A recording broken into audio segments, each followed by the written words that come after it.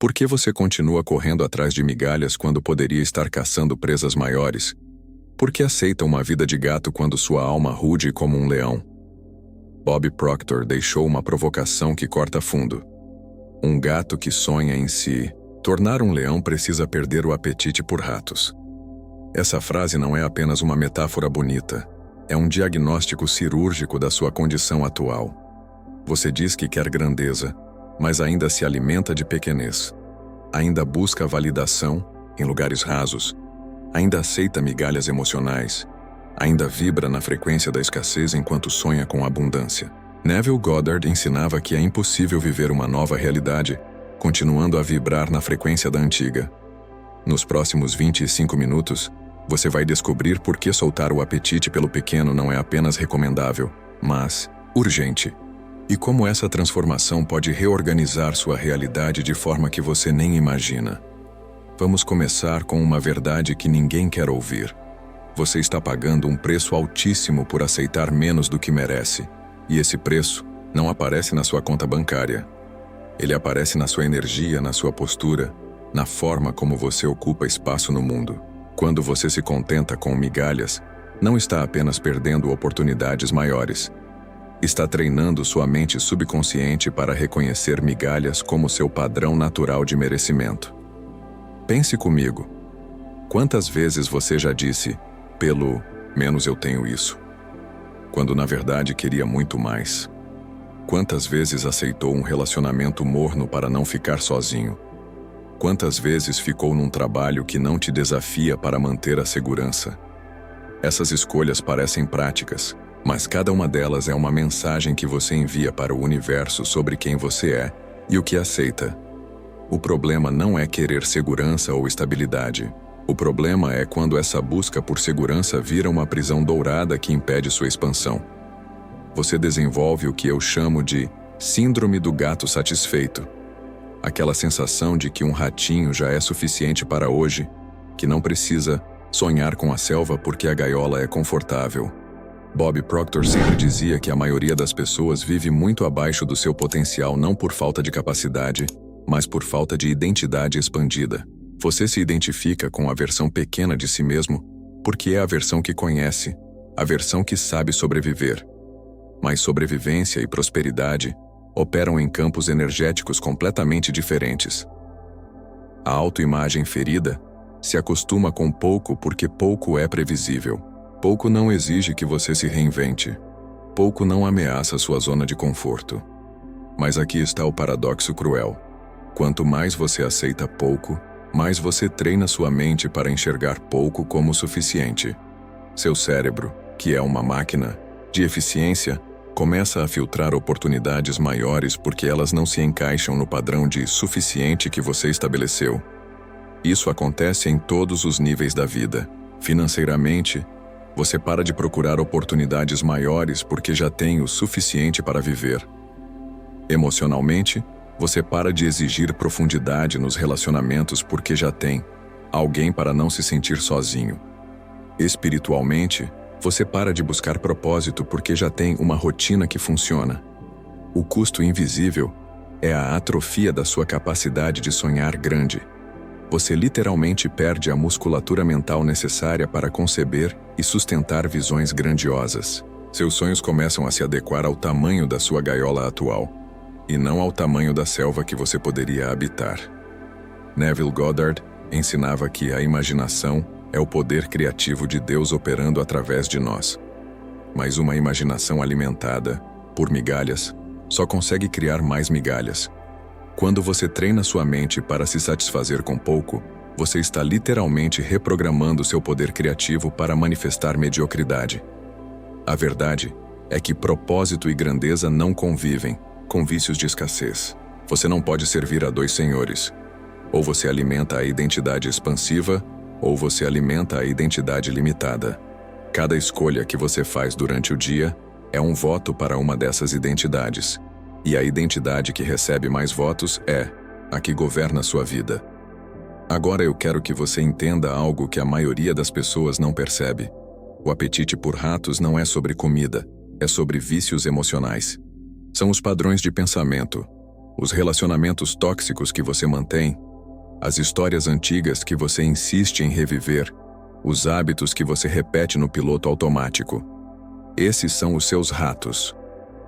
O gato que sonha em ser leão, mas continua caçando ratos, é como a pessoa que quer evoluir, mas não consegue soltar os vícios emocionais que a mantêm pequena. Você pode estar indo à terapia, lendo livros de autoajuda, fazendo cursos de desenvolvimento pessoal, mas se você volta para casa e alimenta os mesmos padrões de sempre, nada muda de verdade. Vou te dar alguns exemplos práticos desses ratos emocionais. Talvez você reconheça alguns. A necessidade constante de aprovação dos outros, mesmo quando isso significa diminuir sua autenticidade. O vício em reclamação, em sempre encontrar algo para criticar na vida, nas pessoas, nas circunstâncias. A dependência emocional de pessoas que não estão alinhadas com seu crescimento. O hábito de revisar mentalmente situações passadas que não podem ser mudadas. A compulsão por consumir conteúdo que não agrega valor real à sua vida. Esses ratos são traiçoeiros porque oferecem um prazer imediato. Reclamar dá uma sensação momentânea de superioridade. Buscar aprovação dá uma sensação temporária de valor. Revirar o passado dá uma ilusão de controle. Mas todos esses prazeres são como açúcar para um diabético. Satisfazem na hora, mas envenenam a longo prazo. O que mais me impressiona é como as pessoas conseguem ser extremamente disciplinadas em algumas áreas da vida, enquanto são completamente permissivas em outras. Você pode ser rigoroso com exercícios físicos, mas permissivo com exercícios mentais. Pode ser disciplinado com a dieta do corpo, mas descuidado com a dieta da mente. Bruce Lipton nos ensina que o ambiente interno molda o destino celular do nosso corpo. Isso significa que quando você alimenta padrões de pensamento limitantes, você está literalmente programando suas células para operar em frequência de limitação. Seu corpo físico começa a vibrar em harmonia com sua identidade pequena. Mas aqui está o ponto crucial. Você se sabota quando deseja crescer, porque crescer significa morte da identidade anterior. E o ego, que é o mecanismo de sobrevivência da personalidade, interpreta a morte da identidade anterior como uma ameaça real. Por isso ele faz você desejar crescimento na teoria, mas se agarrar aos padrões antigos na prática. Essa é a razão pela qual tantas pessoas fazem terapia por anos, sem mudanças significativas, leem dezenas de livros de autoajuda, mas continuam com os mesmos problemas, fazem curso após curso, mas não conseguem implementar nada. Elas querem os benefícios da transformação, sem pagar o preço da transformação, que é a morte da versão anterior de si mesmas. A mudança real exige desapego, vibracional, não apenas mental. Você pode entender intelectualmente que precisa mudar, mas se seu campo energético continua sintonizado na frequência antiga, você vai continuar atraindo as mesmas experiências de sempre. Neville Goddard sempre enfatizava que não podemos servir a dois senhores. Não podemos vibrar expansão enquanto nos alimentamos de contração. Não podemos querer a selva enquanto nos satisfazemos com a gaiola. A incoerência vibracional é o que mantém a maioria das pessoas presas no ciclo da mediocridade aspiracional. Se você chegou até aqui e está sentindo que essas palavras estão tocando em algo profundo dentro de você, eu quero que você faça uma coisa. Se inscreva neste canal agora, porque o que você está sentindo não é desconforto, é despertar. E este espaço foi criado para pessoas que estão prontas para acordar de verdade. Agora me diga nos comentários, qual é o rato emocional mais difícil de soltar na sua vida?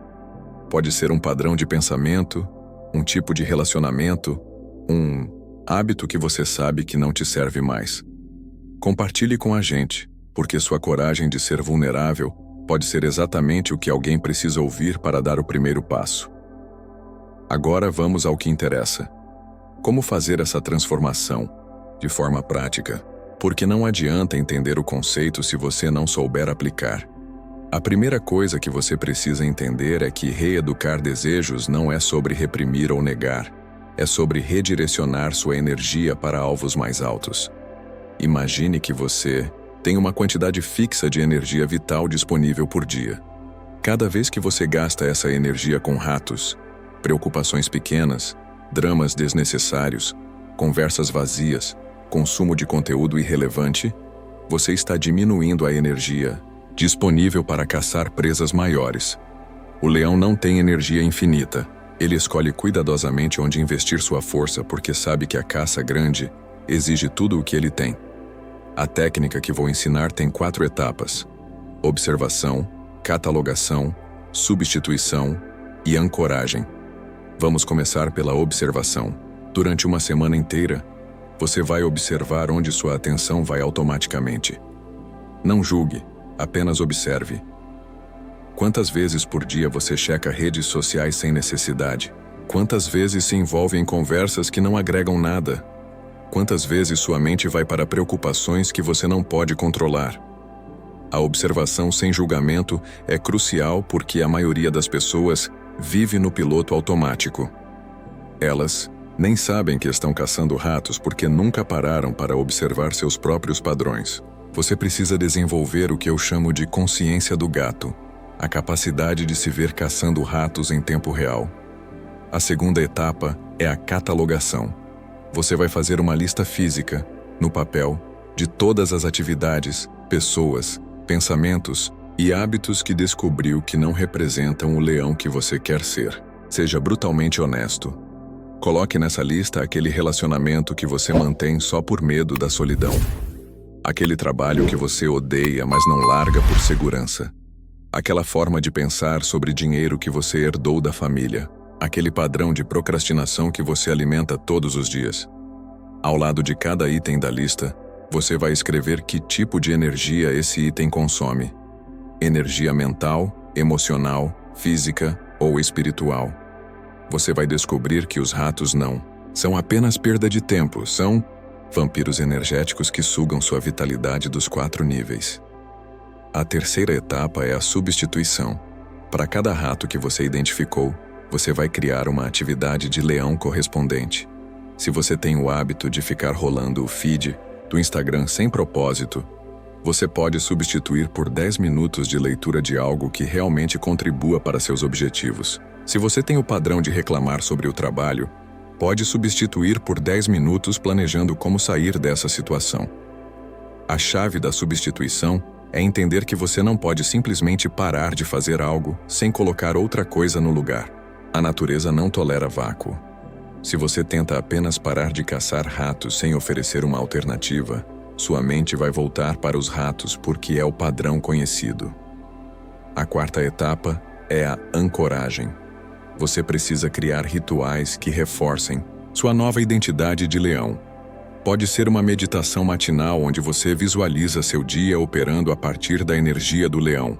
Pode ser um momento antes de dormir onde você revisa suas ações do dia e celebra cada vez que escolheu a presa maior ao invés do rato. Mas aqui está o segredo que poucos entendem. O leão não é apenas uma metáfora, é um arquétipo energético. Quando você se conecta com a energia do leão, você está acessando qualidades como liderança natural, coragem instintiva, presença magnética, foco intenso e poder pessoal. Essas não são apenas características mentais, são frequências vibracionais que você pode incorporar. Uma técnica poderosa é o que eu chamo de respiração do leão. Você inspira profundamente imaginando que está inalando a energia da selva. Selvagem, poderosa, vasta. Você segura a respiração por alguns segundos, sentindo essa energia se expandindo pelo seu peito. E você expira lentamente, como se fosse um rugido silencioso espalhando essa energia por todo o seu corpo. Pratique essa respiração sempre que perceber que está prestes a cair no padrão do gato. Quando sentir vontade de buscar aprovação, respire como leão. Quando sentir vontade de reclamar, respire como leão. Quando sentir vontade de se contentar com menos, respire como leão. Lembre-se, o leão foca em território, o gato foca em sobrevivência. O território do leão é mental, emocional e energético. Você precisa expandir e defender esse território todos os dias, escolhendo conscientemente onde investir sua atenção, sua energia e seu tempo. Agora, eu preciso te alertar sobre algo extremamente sutil e perigoso. As justificativas nobres que seu ego usa para te manter pequeno. Essas justificativas são ainda mais traiçoeiras que a preguiça ou o medo óbvio, porque elas se disfarçam de sabedoria, humildade ou responsabilidade. Você já ouviu frases como: é só uma fase, logo as coisas melhoram. É o que tem pra hoje não posso ser exigente. Pelo menos eu não estou sozinho. Tenho que ser grato pelo que tenho. Não posso ser ambicioso demais, isso é ganância. Essas frases parecem sensatas, até nobres, mas na verdade são o ego te convencendo a continuar na gaiola. A gratidão verdadeira não te paralisa, ela te impulsiona. Quando você é genuinamente grato pelo que tem, você naturalmente quer expandir sua capacidade de receber e dar mais. Mas a falsa gratidão, que é na verdade conformismo disfarçado, te faz estagnar. Ela diz: seja grato pelo que tem e pare de querer mais. O ego é um mestre em transformar virtudes em vícios. Ele pega a humildade e transforma em autossabotagem.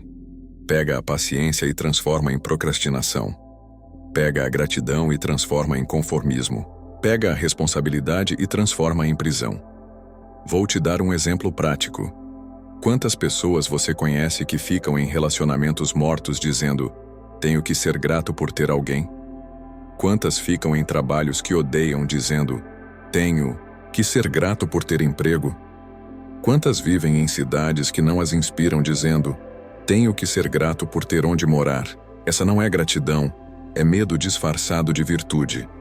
É o terror da expansão se escondendo atrás de uma máscara de espiritualidade.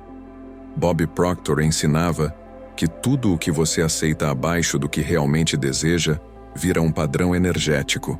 Sua mente subconsciente registra esse nível como seu padrão de merecimento e passa a filtrar oportunidades que estejam acima desse padrão. Outra justificativa comum é o realismo. Pessoas dizem: eu sou realista, não fico criando expectativas irreais. Mas o que elas chamam de realismo é, na verdade, pessimismo cristalizado. É a crença de que o mundo é limitado e que sonhar grande é ingenuidade. O verdadeiro realismo reconhece que vivemos em um universo de possibilidades infinitas, onde as únicas limitações reais são as que aceitamos em nossa mente. O verdadeiro realismo entende que a grandeza não é exceção, é a regra natural da vida. Observe a natureza. Tudo cresce, tudo se expande, tudo busca sua expressão máxima. A semente não é realista e decide se tornar um arbusto em vez de uma árvore. Justificativa mais perigosa é a do timing certo. Agora não é o momento. Quando as coisas se organizarem, quando eu tiver mais experiência, quando as crianças crescerem, quando eu juntar mais dinheiro. O timing certo é uma ilusão que o ego usa para postergar indefinidamente sua expansão. Neville Goddard ensinava que o único momento que existe é agora. O futuro é apenas uma projeção da sua consciência presente. Se você não é capaz de assumir a identidade do leão agora, com as circunstâncias atuais, você não será capaz no futuro com circunstâncias diferentes. O leão não espera condições perfeitas para rugir. Ele ruge porque é leão, independente do ambiente. A grandeza não é um destino, é uma forma de ser. Você não se torna grande quando chega lá. Você chega lá porque escolhe ser grande onde está. Cuidado também com a justificativa da responsabilidade familiar. Quantas pessoas deixam de seguir seus sonhos dizendo que precisam ser responsáveis com a família? Mas qual é a verdadeira responsabilidade? Mostrar para seus filhos como viver uma vida mediocre por segurança? Ou mostrar como é possível criar uma vida extraordinária através de coragem e determinação? Seus filhos não precisam de um pai ou mãe que sacrifica os sonhos por eles. Eles precisam de um modelo de como é possível viver plenamente. Quando você se diminui pela família, você está ensinando que o amor exige sacrifício da grandeza pessoal. Quando você se expande pela família, você está ensinando que o amor potencializa a grandeza pessoal. Vamos agora para a metáfora mais poderosa de todas, a do habitat. Onde o leão vive, o gato não sobrevive. Isso não é crueldade, é lei natural. A selva exige um nível de presença, coragem e poder pessoal que o gato simplesmente não desenvolveu. E aqui está a questão. Você não pode querer a vida do leão mantendo a identidade do gato. A selva da grandeza tem suas próprias regras. Primeira regra: o leão não pede permissão. Ele ocupa espaço. Quantas vezes você já deixou de agir, esperando que alguém te desse permissão? Quantas vezes ficou em silêncio quando deveria ter falado? Quantas vezes se fez pequeno para não incomodar os outros? O leão entende que ocupar espaço não é arrogância, é responsabilidade.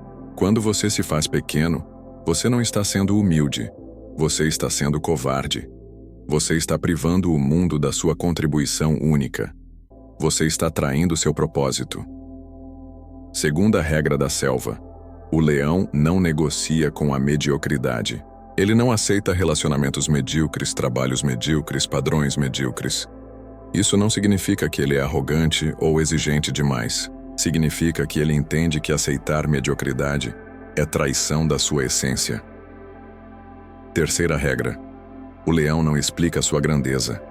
Ele não precisa convencer ninguém de que merece respeito. Ele não precisa justificar seus sonhos. Ele não precisa provar seu valor. Ele simplesmente é. E sua presença comunica tudo o que precisa ser comunicado. O ambiente que você tolera hoje molda o nível de vida que você aceita amanhã. Se você tolera conversas superficiais, sua mente se acostuma com superficialidade. Se você tolera relacionamentos mornos, seu coração se acostuma com mornidão. Se você tolera trabalhos que não te desafiam, seu potencial se acostuma com mediocridade. Carl Jung dizia que você não se torna iluminado imaginando figuras de luz, mas tornando consciente sua escuridão. A escuridão que você precisa tornar consciente é essa tendência de se contentar com menos, de aceitar migalhas, de viver abaixo do seu potencial. Mas aqui está o que a maioria não entende. A transição do gato para o leão não é gradual, é quântica. Você não se torna leão aos poucos. Você decide ser leão e então alinha suas ações com essa decisão. A identidade muda primeiro. As circunstâncias seguem depois. Quando você finalmente decide não comer mais ratos, quando você perde completamente o apetite por pequenez, algo muda no seu campo energético. Você começa a emitir uma frequência diferente. As pessoas sentem isso mesmo que não saibam explicar. Oportunidades começam a aparecer. Sincronicidades se multiplicam. A vida começa a conspirar a seu favor. O dia em que você decide não comer mais ratos é o dia em que sua vida real começa. Não é o dia em que você consegue parar de comer ratos, é o dia em que você decide. A decisão vem primeiro. Os resultados vêm depois. A identidade do leão não vem com o tempo, vem com decisão vibracional. Quando você perde completamente o apetite por pequenez, o universo começa a te tratar como leão. É nessa transição que sua realidade começa a se reorganizar de forma silenciosa, poderosa e inevitável. Porque o universo não responde ao que você diz que quer, ele responde ao que você realmente é. Se esse conteúdo tocou algo profundo em você, se você sente que chegou a hora de soltar os ratos de uma vez por todas, eu quero que você se junte a esta comunidade. Se inscreva no canal e toque no sininho, porque este espaço é dedicado a pessoas que estão prontas para habitar a selva da sua grandeza. Mas mais importante que isso, eu quero ouvir sua história. Conte aqui nos comentários qual foi o momento em que você percebeu que estava se contentando com ratos quando poderia estar caçando na selva. Qual foi o rato mais difícil de soltar? O que você aprendeu com este vídeo? Sua história pode ser exatamente o que alguém precisa ouvir para ter coragem de dar o primeiro passo. Lembre-se, você não nasceu para ser pequeno. Você nasceu para rugir, e o mundo precisa do seu rugido.